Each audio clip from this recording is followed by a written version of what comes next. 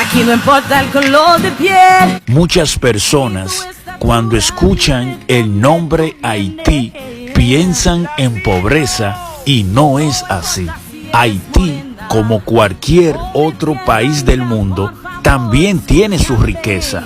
Tiene hermosos lugares, hermosos restaurantes y hermosas playas. En Haití también hay empresas reconocidas, hay hoteles reconocidos y artistas famosos mundialmente.